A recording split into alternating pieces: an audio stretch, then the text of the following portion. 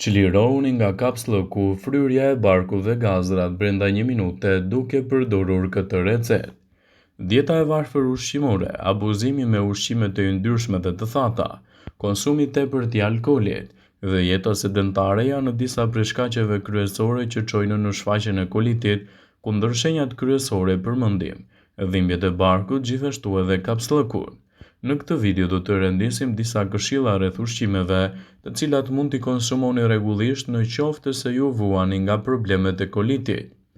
Sipas Healthline, në këtë video do të rendisim ushqimet më të mira për t'i shtuar në dietën tuaj për të mbajtur larg edhe shqetësimet të cilat lidhen me tretjen. Kosi. Para se të fillojmë, bëni një like videos dhe ju lutem klikoni subscribe, do të na ndihmonit shumë. Kosi është ndër ato ushqime që nuk duhet të mungojë kurrë në regjimin ushqimor, sidomos të personave të cilët do vuajnë nga koliti. Ai ka në përmbajtje të tij acid laktik, një substancë që lufton inflamacionet dhe vepron edhe kundër radikaleve të lira në organizëm. Mjekët rekomandojnë të hani të paktën 200 ml kos në ditë. Mund të hani shqeto ose të shoqëruar me fruta të tjera, por do të ndihmojë si një laksativ i vërtet kundër shqetësimeve të tretjes.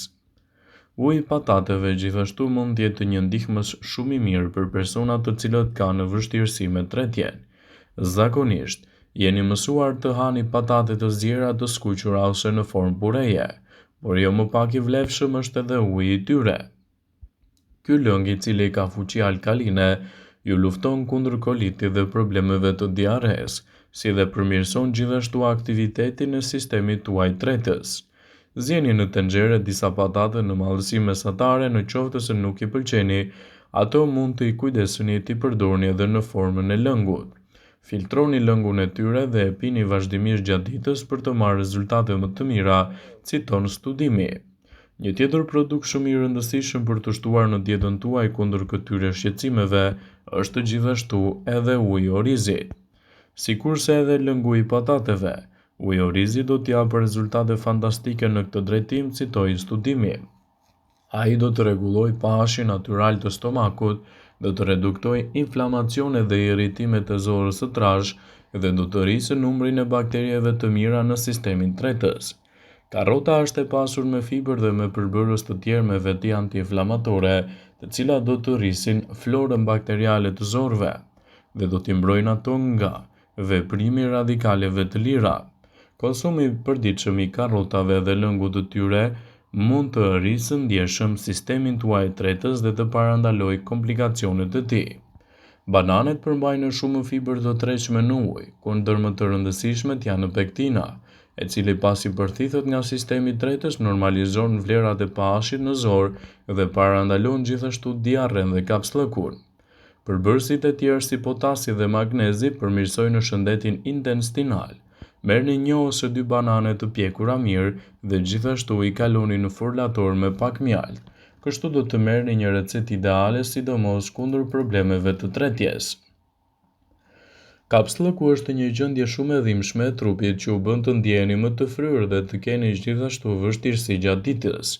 Por ka mënyra për të lehtësuar kapsllëkun me gjëra që ndoshta i keni në shtëpinë tuaj. Një prej tyre është edhe përdorimi i sodës së bukës me ujë të ngrohtë. Miksoni një lugë çaji sodë buke me një çerek filxhani me ujë të ngrohtë. Kjo do të lehtësojë dhimbjen e kapsllëkut dhe do ju bëjë të ndjeheni më të çliruar. Hidratoni trupin më mirë.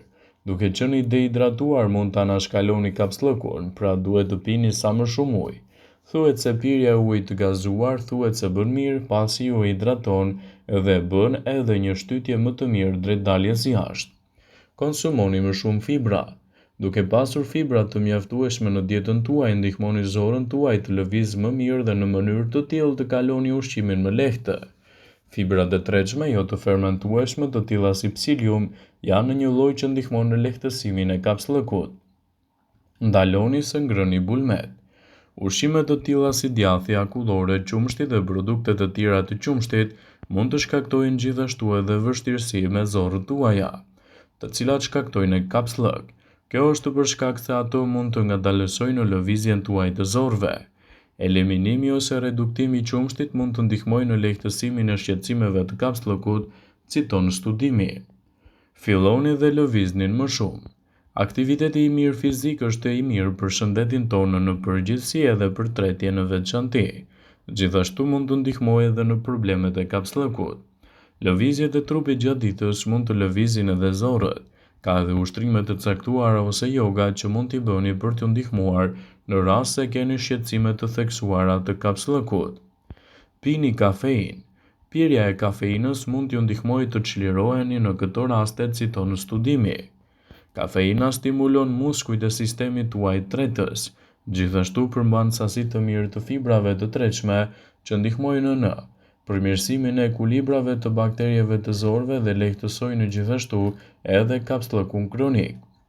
Në dietën tuaj për një tretje më të mirë edhe për të mos vuajtur nga shqetësimet e kapsllëkut, shtoni edhe mollët. Një mollë në ditë mban mjekun larg, dhe ky është një mendim jo i rastësishëm. Fruti që ju jep 4 gram fibër ndihmon zorët tuaja në lëvizjen e bazës ditore.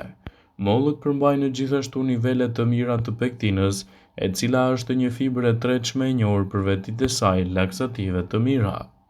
Në një studim, 80 pjesëmarrës morën suplemente pektine dhe rezultatet ishin spektakolare. Gjithashtu edhe vlerat më të mira për shëndetin e tyre patër edhe një lehtësi më të mirë kundër shqetësimeve të tretjes. Pra, konsumoni mollë të thjeshta së bashku me kos tërshër, sallat me fruta dhe çdo mënyrë tjetër gjenale që mendoni mund të jetë një zgjidhje shumë e mirë në lehtësimin e problemeve tuaja të tretjes. Kivi gjithashtu është një produkt shumë i rëndësishëm që mund të shtohet me patjetër në dietën tuaj. Ky frut i njohur është i mirë për veprimet kundër kapsllëkut, do të stimulojë sistemet tuaja tretse dhe do të përshpejtojë lëvizjen tuaj të zorëve. Në një studim të mëparshëm të pjesëmarrësit që u ndanën në kapsllëk dhe jo kapsllëk, u vure se kishte rezultate pozitive në të gjithë grupin. Pra bëni një smoothie me kivi dhe lehtësisht edhe me freskit gjatë verës. Fiqtë mund t'i thonë lam të mirë problemeve të kapsllëkut. Fiqtë thatë në veçanti ju japin edhe më shumë fibër. Mendoni se gjysma e filxhanit është e barabartë me 30% të nevojës tuaj ditore për fibra.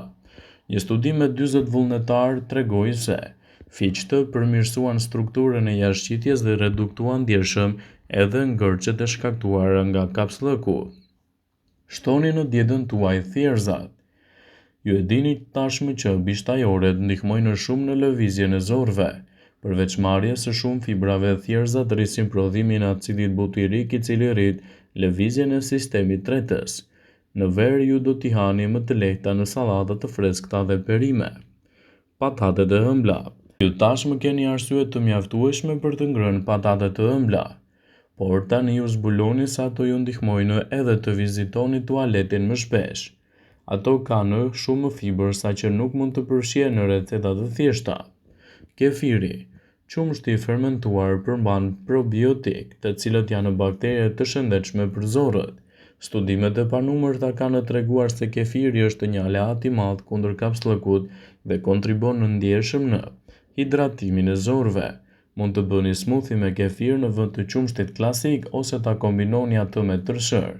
Kështu rezultatet që do të merrni prej saj do të jenë fantastike edhe në lehtësimin e problemeve tuaja të tretjes. Për ta mbrojtur zorën e trashë dhe për ta mbajtur të pastër nga toksinat dhe për të lehtësuar problemet të tretjes, nevojitet gjithashtu një detoksifikim i mirë i saj, që fare lehtë mund të bëhet edhe në kushte shtëpie. Mjafton të pini këtë lëng detoksifikues dhe rezultatet që do të merrni në këto raste do të jenë vërtet mbreslënse. Përbërësit që u duhen në përgatitjen e kësaj recete janë: gjysmë filxhan çaj me lëng molle, 2 lugë gjedhe me lëng limoni, 1 lugë çaj xhenxhefil, gjysmë lugë çaj krip dhe gjysmë filxhan çaj me ujë të nxehtë. Hidhni ujin në një enë dhe vendosni në zjarr që të vlojë. Largoheni më pas nga zjarri dhe hidheni atë më pas në një gotë. Shtoni në të kripën dhe i përzieni derisa të trethet. Më pas, hidhni lëngun e mollës, xhenxhefilin dhe lëngun e tij dhe përzieni të gjithë përbërësit mirë. Përdoreni këtë pije të paktën 3 herë në ditë, në mëngjes, në drekë dhe në darkë. Vëmendje. Ju bëjmë me dije se informacionet në këtë video kanë për qëllim që të plotësojnë. të mos zëvendësoj në këshillat e mjekut tuaj ose të ofruesit të kujdesit tuaj shëndetësor, dhe nuk kanë për qëllim që të mbulojnë në të gjitha përdorimet e mundshme masat paraprake, ndërveprimet ose dhe efektet e tyre negative për shëndetin tuaj. Pasi ta dëgjonit këtë video, do ju ftoja t'i bënit like dhe ta shpërndanit atë në profilin tuaj në mënyrë që të informohen dhe miqtë e tu.